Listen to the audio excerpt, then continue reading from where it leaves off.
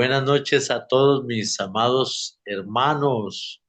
Me alegra poder saludarles a través de este medio y sí, gracias a nuestro Dios, estamos aquí en México en una gira misionera, evangelística. Hay harto trabajo, hay mucha necesidad y tenemos reuniones casi todas las noches, gracias a Dios.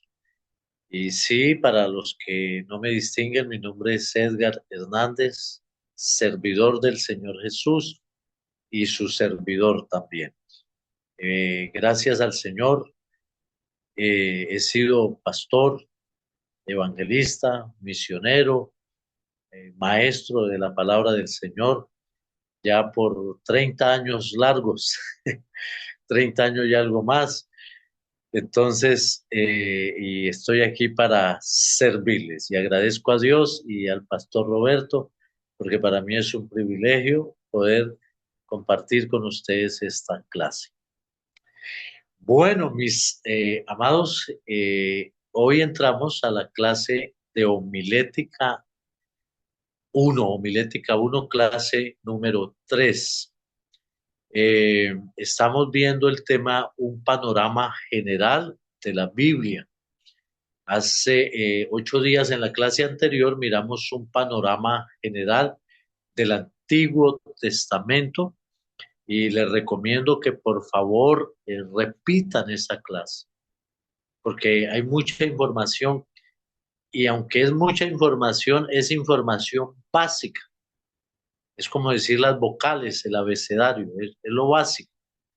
Entonces es necesario como maestros y predicadores de la palabra de Dios saberlo.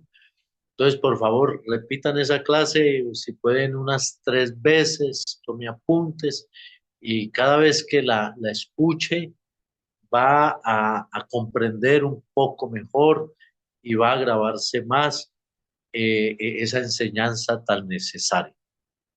Hoy vamos con un panorama general del Nuevo Testamento. Y ya saben cuál es el propósito, porque la clase es homilética.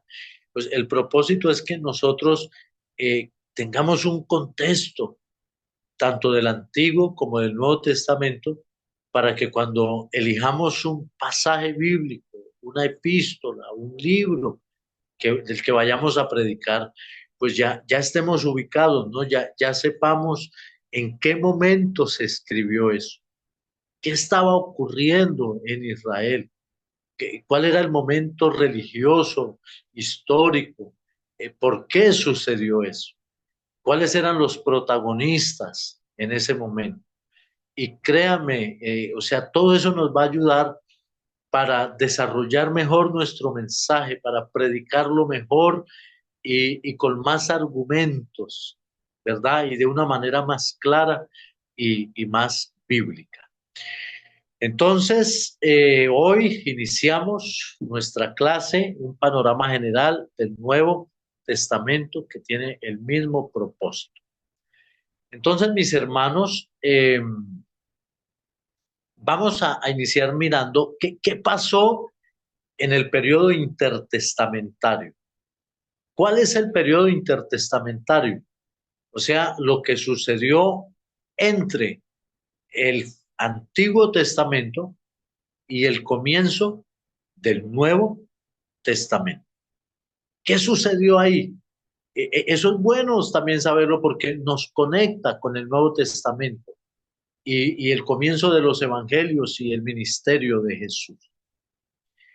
Normalmente, entre el Antiguo Testamento y el Nuevo Testamento, muchas Biblias traen una hoja en blanco. Si usted puede ir a su Biblia, no sé si su Biblia la traiga, muchas traen una hojita en blanco entre Malaquías, que Malaquías es el último libro del Antiguo Testamento, y San Mateo, que es el primer libro del Nuevo Testamento. Muchas Biblias traen ahí una hoja en blanco. Esa hoja en blanco, hasta esa hoja en blanco trae un mensaje. Usted un día puede predicar de esa hoja en blanco, que significa que hubo 400 años de silencio entre el Antiguo Testamento, el final del Antiguo Testamento y el inicio del Nuevo Testamento con Mateo. Hubo 400 años de silencio en Israel, 400 años de silencio en el cual Dios no habló, no hubo profeta en Israel, no hubo visión, no hubo revelación. Dios guardó silencio esos 400 años y entonces el pueblo, en base a qué adoró a Dios y mantuvo su fe, en base a todo el Antiguo Testamento, que se conoce como la Biblia hebrea. Ellos leían el Antiguo Testamento, los profetas, los salmos, la Torá, y vivieron, ahora sí, por la palabra de Dios. Esos 400 años el pueblo se sostuvo por la palabra escrita de Dios. Amén. Y eso es bien interesante y todo eso tiene mensajes, pero no estamos predicando esta noche. Pero mire lo importante que es la palabra escrita. 400 años de silencio, sin un profeta, sin una revelación. Pero ellos vivieron, se sostuvieron, caminaron, mantuvieron su fe, su devoción a Dios, su culto, su todo, por la palabra escrita, el Antiguo Testamento. Ahora, ustedes recuerdan que hablamos de que la nación de Israel se dividió en dos en el Antiguo Testamento, en épocas del rey Roboán, hijo de Salomón, a causa del pecado de Salomón. Se formó el reino del norte que se llamaba Israel, con su capital Samaria, compuesta por 10 tribus y media. Y se quedó el reino del sur, que se llamaba Judá, con su capital Jerusalén, compuesto por una tribu y media, la tribu de Judá y media tribu de Manasés. Y que a causa del pecado, Israel, el reino del norte, cae bajo el imperio asirio en el año 722 antes de Cristo y son llevados al cautiverio. Y Israel desaparece como nación. Y en el año 586 antes de Cristo cae Judá y destruida es su capital Jerusalén y ellos van al cautiverio. Entonces, también hablamos que después de los 70 años de cautiverio, que fue lo que Dios profetizó a través de Jeremías, eso está en el libro del profeta Jeremías, 70 años, ellos vuelven a su tierra en épocas del rey Ciro, rey medo-persa. Ellos sale un edicto para que Israel regrese a su tierra. Entonces, Israel regresa a su tierra en épocas de Esdras, en épocas de Nehemías, en épocas del profeta Ageo, del profeta Zacarías y Malaquías, y comienzan a restaurar la ciudad. Primero restauran los muros, luego el templo, el altar, los sacrificios, y comienzan a prosperar como ciudad. Y hasta ahí se puede decir que todo iba bien y comienza ese periodo intertestamentario y viene a Israel en esa época primero una invasión de los griegos. Israel siempre ha sufrido y sufrió. Los griegos, a través de un general que se llamó Antioquio IV Epífanes, ellos, Alejandro Magno, que crea el gran imperio griego, muere y el reino griego, el imperio griego, se divide en 4 generales que se llamaban Ptolomeo, Casandro, Lisímaco y Seleuco. Ptolomeo se apodera de toda esa región de lo que viene a ser Palestina, donde estaba Israel o donde estaba Judá. Y un general de ellos entra a Jerusalén, mata a muchos judíos y comete una abominación. En el templo sacrifica un cerdo. Este general fue un tipo del anticristo. Todo eso pasó en Israel en el periodo intertestamentario. Y los judíos, muchos judíos mueren. También es este general griego, quema cantidad de copias y libros de los profetas, de la Torá, de la Biblia hebrea o del Antiguo Testamento. Este hombre, yo creo, un instrumento de Satanás, quería destruir la Biblia. Pero dice la historia que algunos rabinos, avisados por Dios de una manera especial, guardaron muchos libros de los profetas de la Torá, muchas copias, y por eso sobrevivió el Antiguo Testamento. Todo esto le sucede a Israel en el periodo intertestamentario. Y entonces surge la rebelión de los macabeos, liderada por Judas Macabeos, una familia judía, y logran liberarse de los griegos. Pero cuando se liberan de los griegos, hay en Israel una guerra interna, la nación se divide y dos hermanos se están peleando por Judá, por el poder, por el reino. Y mientras ellos están en esa guerra por el poder en Judá, estos dos hermanos, en el año 163 antes de Cristo, viene un general romano con sus legiones de soldados, sus ejércitos, y este general se llamaba Pompeyo. Y entonces ahora Pompeyo se apodera de Judá y de toda esta región. Y ahora el pueblo de Dios, que ahora se llama Judá, cae bajo el poder del Imperio Romano a manos de Pompeyo. Y desde ese momento, el pueblo de Judá, que ahora se llama o se conoce mejor así, queda bajo el dominio del Imperio Romano desde el año 163 antes de Cristo.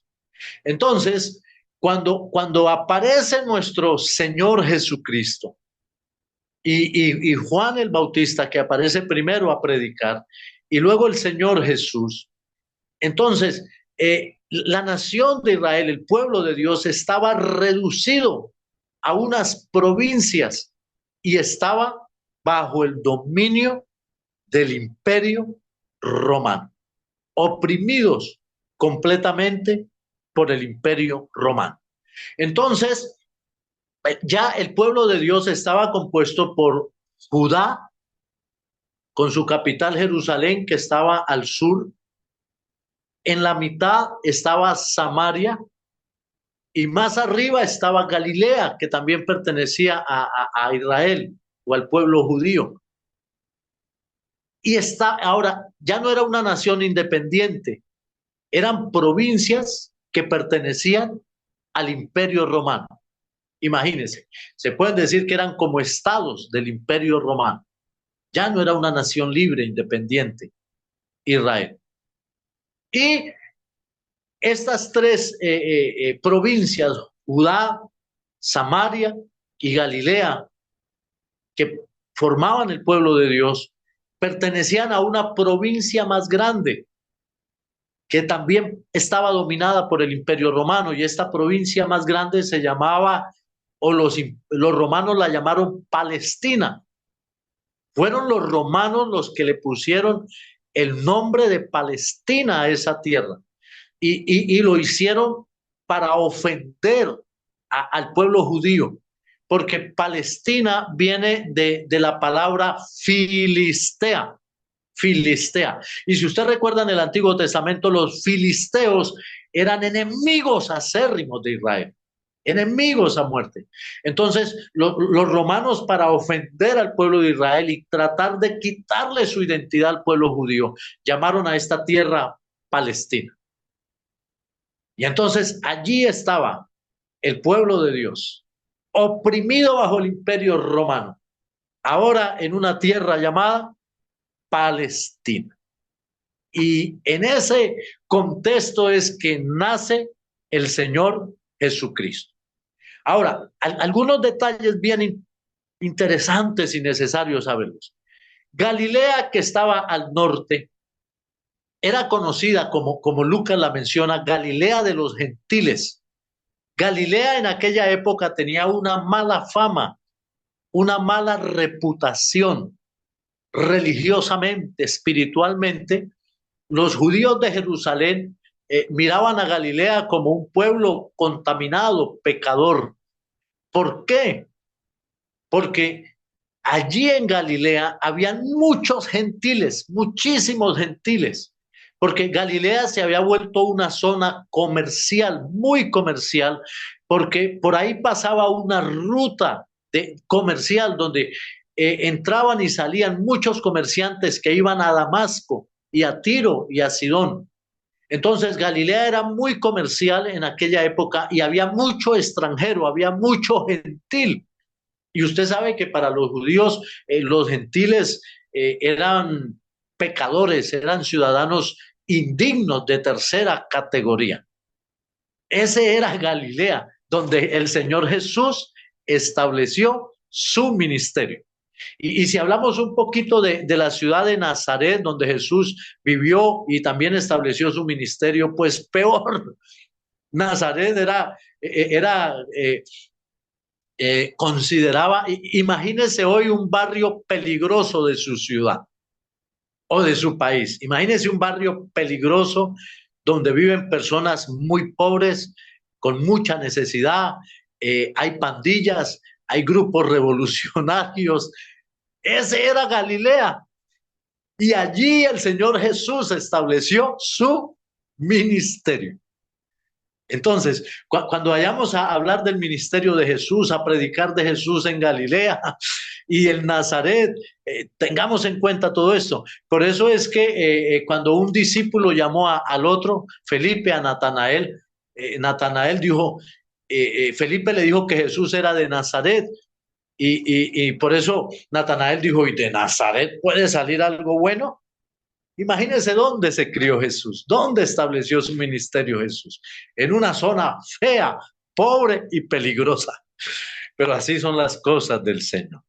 Entonces, ese era Galilea. ¿Cómo era Samaria?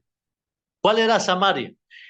Resulta, mis hermanos, que Samaria estaba poblada por las personas que habían sido llevadas cautivas por el imperio asirio, por el antiguo Israel. Samaria había sido poblada por esas personas, los que sobrevivieron y los hijos y descendientes de los israelitas que fueron llevados cautivos en el año 722 antes de Cristo por el imperio asirio. Esos eran los samaritanos. Pero ¿cuál era el problema con ellos?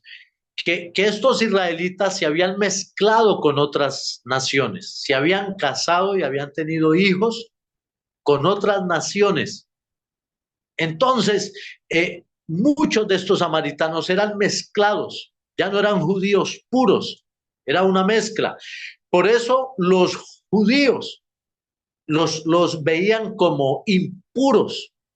Por eso había esta enemistad entre ellos.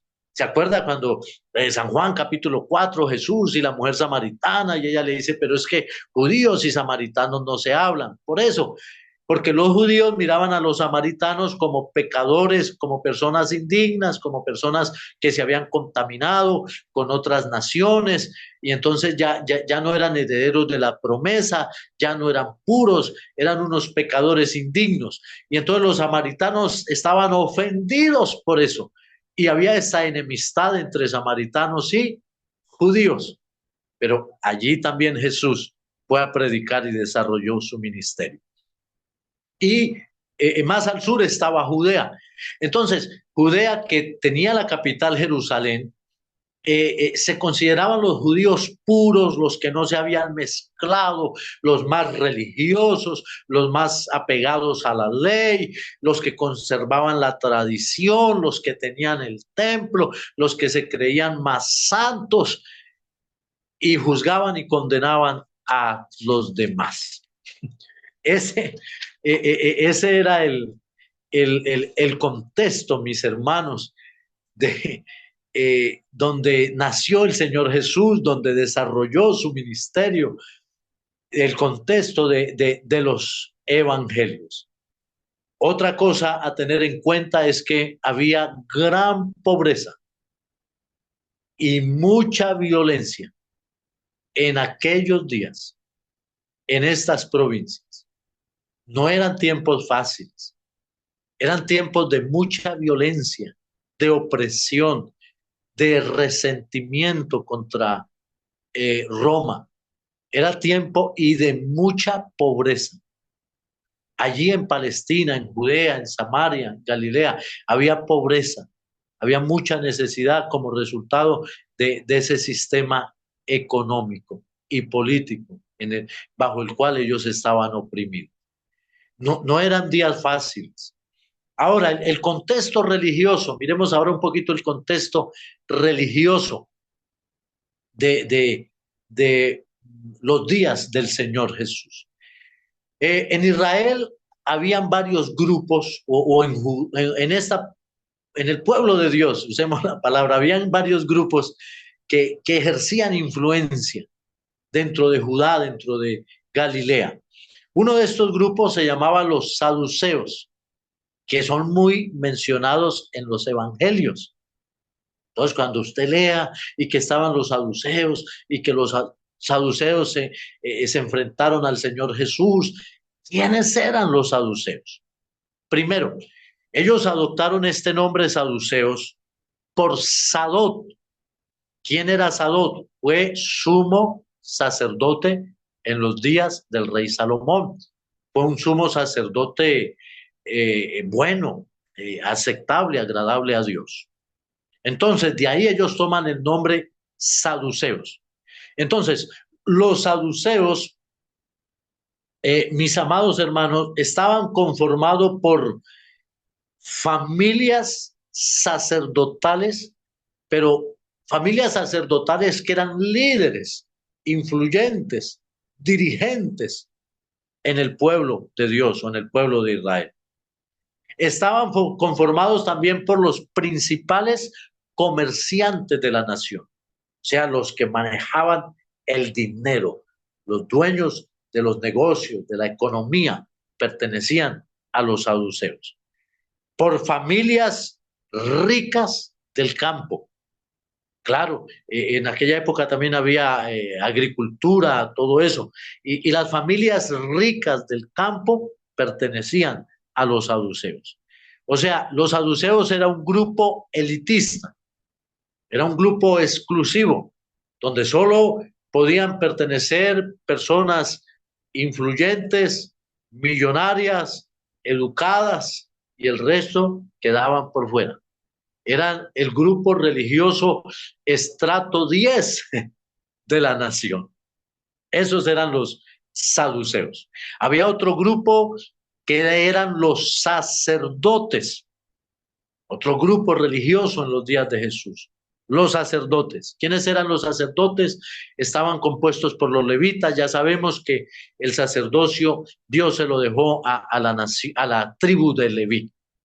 Pero aunque todos los levitas pertenecían al sacerdocio, en sí los que ejercían el sacerdocio y el trabajo del culto eran los descendientes de Aarón, los descendientes del sacerdote Aarón. Ellos oficiaban el culto.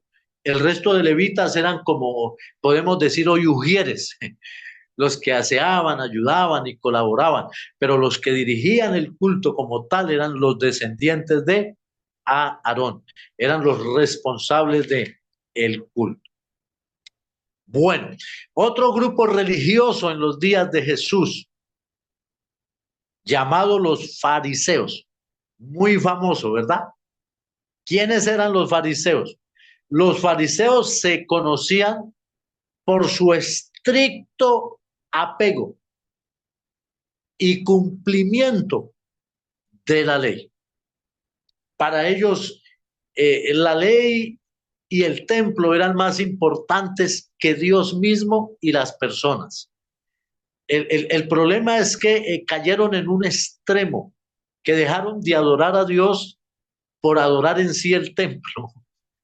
Y dejaron, como Jesús les dijo, el amor y la misericordia por un estricto cumplimiento de las leyes. Y ellos habían como inventado, creado, sacado otras leyes, leyes que Dios no le había dado a Moisés, pero que interpretando la ley de Moisés, ellos, como Jesús les dijo, tenían mandamientos de hombres y para ellos esos mandamientos que ellos también habían sacado interpretando la ley de Moisés era de obligatorio cumplimiento y los que no cumplieran esa ley ni esos mandamientos eran considerados pecadores, bueno, los excluían, hasta los sacaban del templo y de la congregación. Era un grupo extremadamente religioso y legalista. Ellos eran los fariseos. Y había otro grupo que se llamaba los escribas. También los encontramos en los evangelios. Los escribas eran los doctores de la ley.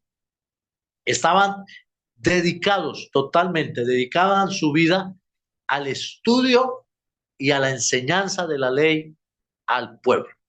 De hecho, hoy en Israel, en los judíos ortodoxos, hay personas dedicadas completamente también a escudriñar y a enseñar la ley y el Estado los sostiene, como si fueran, bueno, son maestros.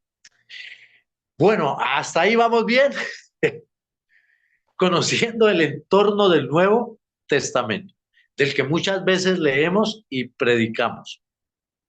Habían unos grupos sociales, solo vamos a mirar dos. Estaban los publicanos. ¿Quiénes eran los publicanos? Y estaban los celotes. Bueno, oiga, voy a dejarles eso de tarea. Tarea para la próxima clase. ¿Quiénes eran los publicanos? Y segundo, ¿quiénes eran los celotes? Acuérdese que Jesús llamó a un discípulo Simón, Simón el celote o Simón el cananista, que era lo mismo. Ahí les dejo esa tarea y vamos a seguir avanzando.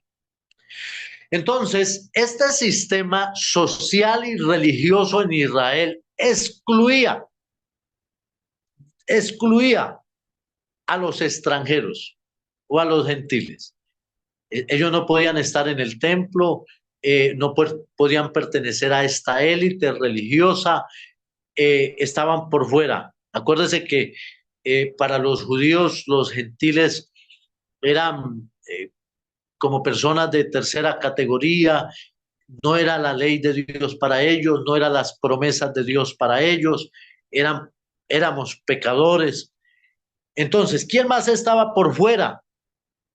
Excluidos, los publicanos, los soldados. ¿Quién más estaban excluidos de este sistema religioso? Las prostitutas, las mujeres. Sí, las mujeres. Yo creo que usted ha escuchado que los judíos tenían un dicho que decían, gracias Señor, porque no soy gentil, porque no soy mujer y porque no soy perro. Tradiciones de ellos. Ahora, amamos a los judíos, ¿no? Israel es el pueblo de Dios, los bendecimos.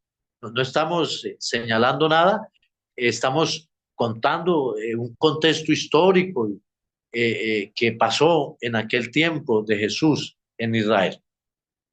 Y los pobres, todos ellos estaban excluidos.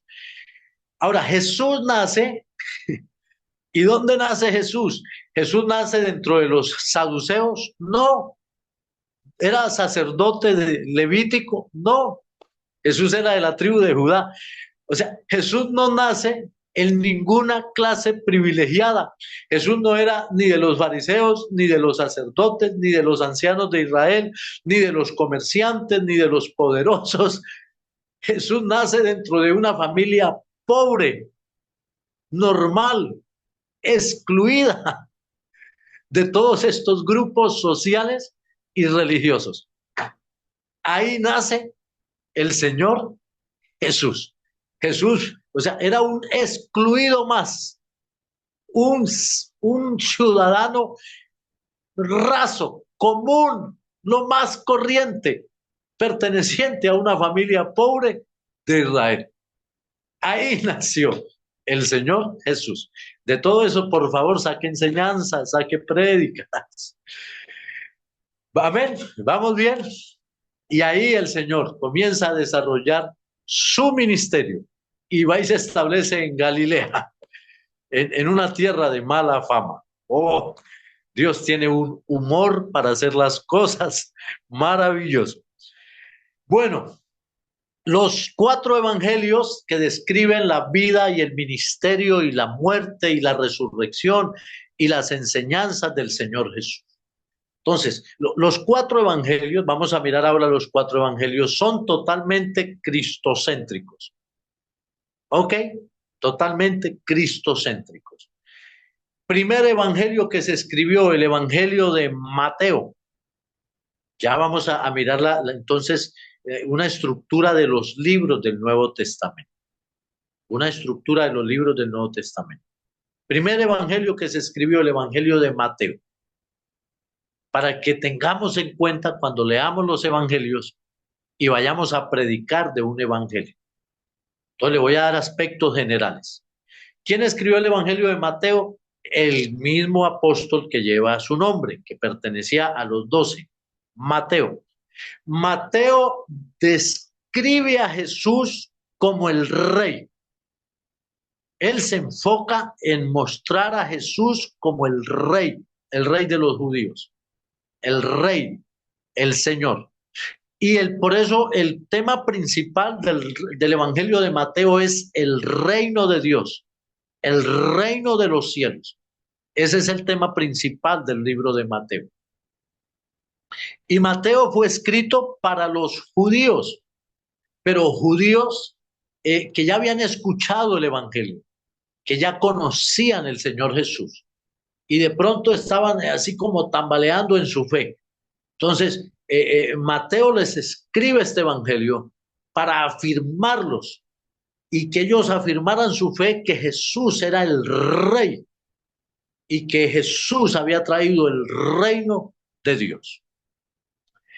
Segundo Evangelio, Marcos. ¿Quién lo escribió? El que lleva su nombre, Marcos. Ahora, Marcos no era uno de los 12 discípulos. No, no fue apóstol, ¿verdad? No podemos decir el apóstol Marcos. Marcos fue un joven y que aparece en algunas ocasiones en unos asuntos bien interesantes, tanto en el Evangelio que él escribió como en Hechos de los Apóstoles, un colaborador de los apóstoles. Se dice que fue el apóstol Pedro como el que le dijo el Evangelio a Marcos, le contó, se lo dictó así como en detalle, aunque Marcos presenció, él conoció al Señor Jesús, presenció la vida y el ministerio del Señor Jesús. Y él escribe este evangelio. Marcos describe al Señor Jesús como siervo. Él se enfoca en Jesús como el siervo sufriente. Y por eso Marcos, aunque es un evangelio corto, presenta a Jesús haciendo, trabajando, sanando, liberando. Siempre presenta a Jesús haciendo, porque quiere mostrar que Jesús es el siervo sufriente que vino a servirnos y por supuesto a traernos la salvación. Marcos dirige su evangelio a los gentiles, a los cristianos no judíos, sino gentiles. Todo eso tengámoslo en cuenta cuando vayamos a predicar de Marcos. Y si puede, profundice un poco más. Yo le estoy dando algo general. Luego el tercer evangelio, Lucas, lo escribe Lucas, el que lleva el nombre de él. ¿Quién era Lucas? Era judío. Lucas era un médico de profesión, era de origen griego, que según la historia, él primero se hace judío, o sea, se hace prosélito, y después se convierte al cristianismo. Ese era Lucas. Entonces tampoco podemos decir el apóstol Lucas. No, no era de los 12, pero acompañó al apóstol Pablo en su ministerio. Y Lucas escribe el Evangelio de Lucas y el libro de los Hechos a propósito. Lucas, el enfoque de él es mostrar a Jesús como hombre, su humanidad, como el Hijo del Hombre. Por eso la genealogía de Lucas comienza allá bien atrás y Lucas comienza a contar desde Zacarías y Juan el Bautista y Elizabeth y luego la visita del ángel a María y todo esto, porque el enfoque de Lucas es mostrar a Jesús como el Hijo del Hombre, su humanidad, pero que, bueno, estaba dentro de la línea davídica, era descendiente de David y era el cumplimiento también de las profecías. Lo escribe también a los gentiles. El Evangelio de Lucas va dirigido a los gentiles. Cuarto Evangelio, el Evangelio de Juan. El Evangelio de Juan ya es diferente a los otros tres. Juan escribe un evangelio muy profundo, muy teológico. Él quiere mostrar a Jesús como el Hijo de Dios, pero que también es Dios y que es eterno y que es divino y que es el Salvador del mundo. Juan escribe su evangelio a los judíos, pero a esos judíos cultos, educados, estudiosos de las escrituras. Ahora, los tres primeros evangelios, Mateo, Marcos y Lucas, se conocen como los evangelios sinópticos. Estos tres primeros. ¿Por qué sinópticos? Porque tienen enseñanzas, relatos de sanidades, milagros, liberaciones y enseñanzas de Jesús similares que se encuentran en los tres. Por eso, cuando usted lea un mensaje de Jesús, un milagro de Jesús, no lo lea solo en Mateo, compleméntelo también con el Evangelio de Marcos, con el Evangelio de Lucas, y ahí va a profundizar y a ampliar su contexto de las enseñanzas y de los milagros del Señor Jesús. Porque cada uno añade algunos detalles que el otro no contó. Y así se complementa mejor el mensaje. Bueno, ahí vamos a dejar con los evangelios. Vamos ahora a las epístolas. Se usa la palabra, perdón, hechos. Gracias. Hechos de los Apóstoles está primero. Hechos de los Apóstoles es un libro histórico, un género narrativo que tiene muchos discursos. Hechos de los Apóstoles cubre más o menos del año 60 al 90 después de Cristo. Escrito también por Lucas. Va dedicado a un tal Teófilo, pero según los estudiosos, lo que pasa es que este libro se escribió bajo un tiempo de persecución. Entonces va dirigido en sí a la iglesia, pero se usó el nombre de Teófilo, como decimos nosotros, para despistar al enemigo, ¿sí? Para que dijeran, este libro va escrito a Teófilo, y Teófilo también era un personaje muy reconocido y muy importante. Entonces, así no iban como a destruir esta carta, este libro, y a descubrirlo los enemigos del Evangelio fácilmente, sino así de una manera camuflada se escribió para la iglesia. ¿Ok? El tema de Hechos, el nacimiento y la expansión del Evangelio. Nacimiento, crecimiento y desarrollo de la iglesia. Es emocionante el libro de los Hechos. Es la base para las misiones, para el evangelismo y para cómo fundar, cómo establecer iglesias. Y también algunos lo llaman no hechos de los apóstoles, sino hechos del Espíritu Santo. Porque a lo largo del libro, el gran protagonista, el que guiaba a la iglesia, el que dirigía a los apóstoles, era el Espíritu Santo de Dios. Ahí está, Hechos es un modelo para la iglesia. Ahora sí vamos con las epístolas. Vamos con las epístolas. Estamos mirando ahí una estructura general del Nuevo Testamento.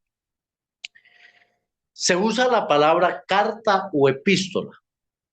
Según los estudiosos, eh, o sea, hay una pequeña diferencia. Viene a significar lo mismo y ambas son válidas. Usted puede decir la carta a los Corintios o la epístola a los Corintios. Pero según datos históricos, la carta era como algo más personal y la epístola era como algo más general, escrito más como a una comunidad. Y el propósito de la epístola es que lo que iba a decir se usara como enseñanza, como un principio para esa comunidad. ¿Sí? ¿Me hago entender? Entonces, pero también se dice carta, es válido. Los apóstoles escribieron esa carta a una iglesia, pero el sentido, sí, un poquito más exacto sería epístola, que va a una comunidad, que va a sentar unas bases, unos principios de convivencia o morales para esa comunidad. ¿Ok? Entonces, ¿cuántas epístolas hay? 21. 21 epístolas, que van de Romanos a la epístola de Judas. Ahora, las epístolas se dividen en dos grupos, epístolas paulinas y epístolas generales. Las epístolas paulinas, pues son las que escribió el gran apóstol Pablo. Muchas de ellas desde la cárcel, desde la prisión. ¿Cuántas epístolas escribió el apóstol Pablo? 13. 13 epístolas, que van desde Romanos hasta Filemón. 13 epístolas. Ver harto, no. Pablo casi que, mejor dicho, escribió la mitad del Nuevo Testamento, desde Romanos a Filemón. Ahora, después de Filemón sigue la epístola a los hebreos. ¿Quién escribió esta epístola a los hebreos? Exactamente no se sabe.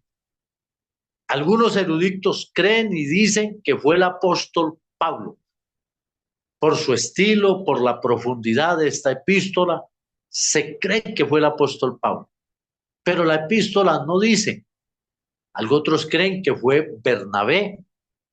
Pero esta epístola de Hebreos fue escrita de manera especial a los judíos cristianos que estaban viviendo una acérrima persecución bajo el Imperio Romano, una persecución dura, cruel, donde los estaban matando, asesinando, les estaban quitando sus tierras, sus propiedades y por supuesto el trabajo, y tenían que huir y vivir escondidos. Entonces, este grupo de judíos cristianos, a causa de la persecución, estaban tambaleando en su fe y algunos estaban pensando abandonar su fe, volver atrás. Bajo este contexto se escribe a los hebreos. Por eso es que el autor escribe el famoso Hebreos 11, los de la fe, y nos muestra en ese capítulo 11 que muchos murieron por su fe, que muchos sufrieron por su fe, pero se mantuvieron firmes en su fe y que ellos debían hacer lo mismo. Y por eso, bueno, el autor usa expresiones como que si retrocedieres no agradará a mi alma, dice el Señor, y que el que pisoteare la sangre del pacto después de haber conocido la verdad volviera atrás, eso es una afrenta para el Señor. Porque, vuelvo y le repito, por la persecución que estaban viviendo, este grupo de judíos cristianos estaban a punto de abandonar su fe. Este es el contexto de la epístola a los hebreos. Y luego siguen las epístolas generales o universales, ¿verdad?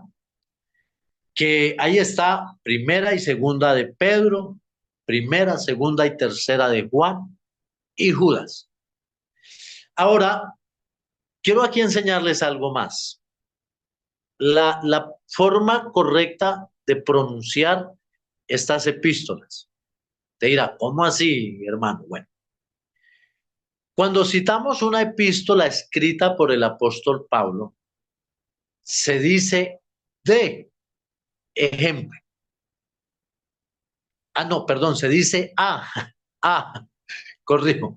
Ejemplo, primera a Timoteo, primera carta del apóstol Pablo a los Corintios. ¿Me hago entender? Epístola del apóstol Pablo a los romanos, porque la escribió Pablo a una iglesia. Entonces, no se dice la epístola de los romanos, no, se dice a los romanos. No se dice la epístola de los Gálatas, no, se dice la epístola de Pablo a los Gálatas, con todas las que son paulinas. ¿Ok? Y ya con las epístolas generales o universales, como las dos de Pedro, las tres de Juan y la de Judas, ahí sí se dice de. Ahí sí se puede decir primera de Pedro, segunda de Pedro, tercera de Juan, la epístola de Judas. ¿Por qué? Porque ellos la escribieron no a una iglesia específica o a un personaje específico, sino la escribieron para toda la iglesia, en todo el mundo conocido. Por eso se llaman epístolas generales o universales. Pablo escribió sus epístolas en primera instancia a una persona o a una iglesia. Claro, como son inspiradas por el Espíritu Santo, ahora aplican para toda la iglesia. Pero desde el comienzo, Pedro, Juan y Judas escribieron sus epístolas a toda la iglesia, donde quiera que estuviera, que allá llegaran esas cartas y fueran leídas. Por eso son, ahí sí, de Pedro o de Juan, inspiradas también, por supuesto, por el Espíritu Santo de Dios. Ahora, cosas muy importantes a tener en cuenta al predicar de estas epístolas. Uno, ¿en qué época cubren estas epístolas del cristianismo? Del año 50 al año 90 después de Cristo. Algunas de ellas se escribieron a iglesias que ya estaban sufriendo la persecución, como Hebreos, por ejemplo, como Filipenses, los Colosenses también sufrieron ya en aquella época persecución. La primera carta o epístola en escribirse, la primera epístola en escribirse fue la primera a los tesalonicenses. La escribió, por supuesto, el apóstol Pablo, se cree que desde Corinto. Esa es la primera en escribirse. Y la última epístola en escribirse fue tercera de Juan. Se cree que por ahí en el año 96, 98, después del Señor Jesús. Temas importantes, sobresalientes de las epístolas. Uno, en las epístolas encontramos la revelación y desarrollo de las doctrinas de la iglesia. Usted puede encontrar que Pablo dice, este evangelio que yo recibí, lo recibí del Señor Jesús. El Señor Jesús me lo reveló, me lo entregó. Y sí, el Señor Jesús le reveló misterios al apóstol Pablo que no le reveló a otros apóstoles, escritores. A Pablo se le reveló qué significaba la cena del Señor. Se le reveló el rapto, el arrebatamiento de la iglesia. Se le reveló a Pablo la justificación por la fe. La epístola a los romanos, el tema es la justificación por la fe, no por obras. Lo mismo en Gálatas. A Pablo se le reveló que el fin de la ley fue Cristo. que el cumplimiento de la ley es Cristo y que somos justificados por la fe únicamente en Jesucristo. Ese es el tema de Gálatas. Se les reveló la santificación. Entonces, ahí están las grandes doctrinas de la iglesia en las epístolas. Segundo, en las epístolas también encontramos las diferentes situaciones y conflictos que pasaron las iglesias. Hermanos amados, no hay iglesia perfecta sin problemas. Las iglesias del Nuevo Testamento pasaron diferentes dificultades y algunas de ellas problemas terribles, como la iglesia que estaba en Corinto. La iglesia en Corinto era una iglesia de miles y miles de cristianos, era una mega iglesia. Algunos también critican, ¿no? Las grandes iglesias, critican las mega iglesias. Las mega iglesias existieron desde el Nuevo Testamento. La iglesia de Corinto fue una mega iglesia. La iglesia de Éfeso fue una mega iglesia. Bueno, la mayoría, la iglesia de Jerusalén fue una mega iglesia. Tanto las iglesias grandes como las iglesias pequeñas son bíblicas. Iglesias grandes y pequeñas habían en el Nuevo Testamento. Entonces, y muchas de ellas tuvieron graves problemas, como la iglesia de Corinto. Cuando usted vaya a predicar de la epístola a los Corintios, tenga en cuenta esto. La iglesia de Corinto estaba dividida entre grupos, unos de Pedro, otros de Pablo, estaban agarrados los hermanos peleando entre ellos y habían hasta unos casos de inmoralidad tremendo dentro de la iglesia y se habían infiltrado unos falsos apóstoles atacando al apóstol Pablo, desacreditando el ministerio del apóstol Pablo. Y los queridos hermanos de Corinto, muchos de ellos ya estaban mirando a Pablo feo, mal, hasta hablaban mal del gran apóstol Pablo. Todo eso pasaba en esa iglesia, hermano. Entonces, cada epístola viene a tratar una situación, un problema, algo bueno o negativo, específico, particular de cada iglesia. Siempre tengamos eso presente al leer las epístolas y al predicar las epístolas. Entonces, cada epístola trae respuestas a situaciones particulares que estaban viviendo las iglesias, sean situaciones espirituales, ministeriales, políticas, de persecución. Tengamos eso pendiente. Por eso, o sea, de cada epístola hay que darle el enfoque que es de cada iglesia para sacarle el mensaje y la predicación a cada epístola de una manera particular, de una manera diferente. ¿Ok? Entonces, principios al tener en cuenta, y ya casi termino, para predicar las epístolas. Escriba eso, bueno, ahí está, en la diapositiva. Tenerlo en cuenta. Primero, ¿quién escribió esa epístola? ¿Quién la escribió? Segundo, ¿a quiénes escribió esa epístola? Y cuando digo a quiénes, ejemplo, no solo quiere decir, no, a los filipenses y ya, no. O sea, ¿quiénes eran los filipenses? ¿Qué les estaba sucediendo? ¿Qué estaban viviendo por su fe? Estaban bendecidos, estaban pobres, estaban siendo perseguidos, eran cristianos amorosos, eran cristianos rebeldes, amaban al apóstol Pablo, ya no lo querían. ¿Sí me hago entender? Cuando se dice a quién se escribió, o sea, no es solo que usted diga a los romanos, y ya, sino quiénes eran ellos, qué les estaba sucediendo, cómo estaban viviendo. ¿Ok? ¿A quién se escribió? ¿Por qué se les escribió esa epístola?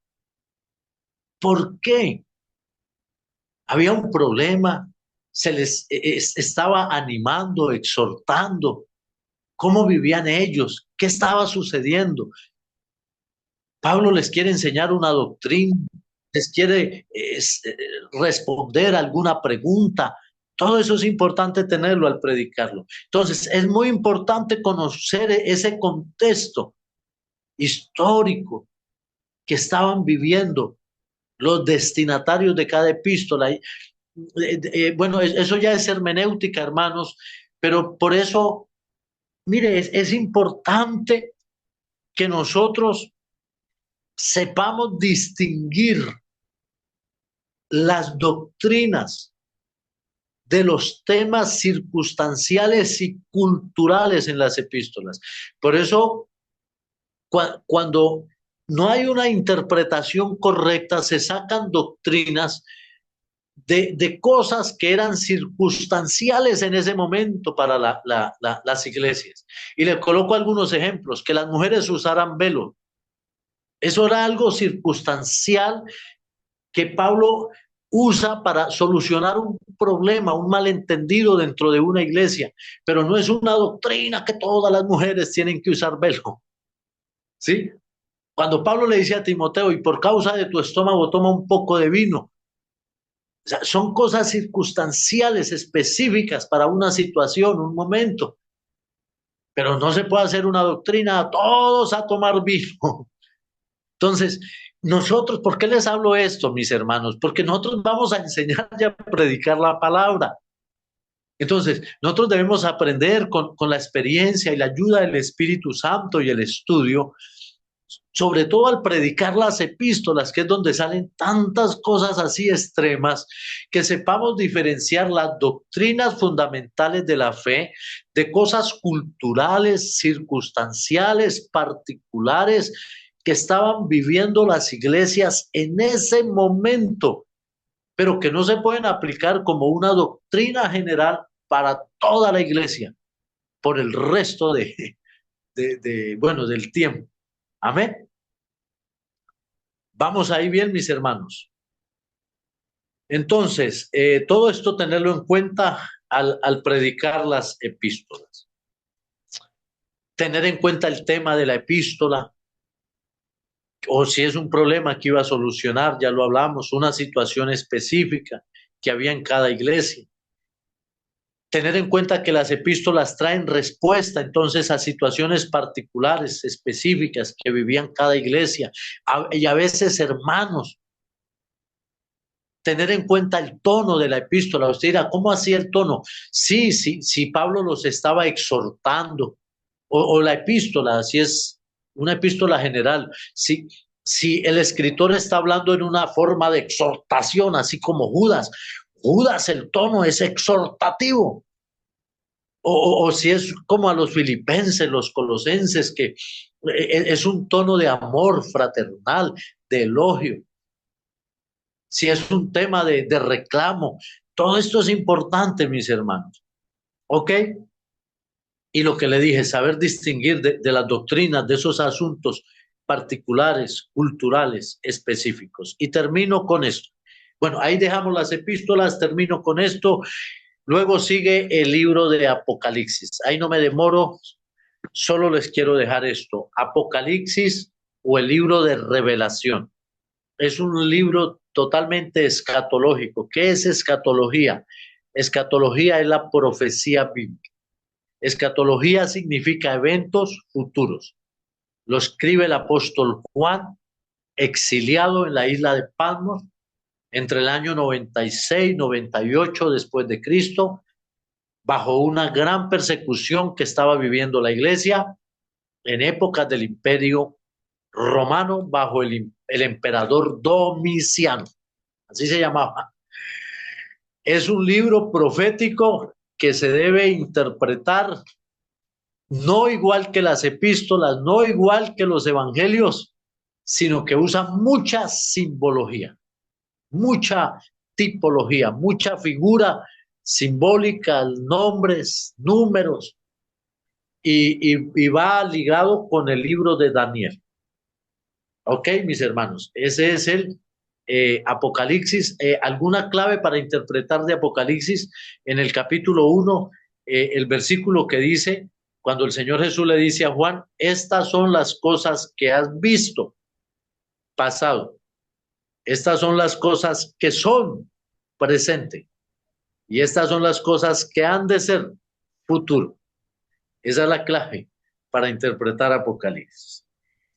Bueno, así terminamos esta segunda clase, o bueno, tercera clase, pero la segunda parte de este tema, un panorama general de la Biblia. Un consejo, mis hermanos, por favor vean y repitan estas clases,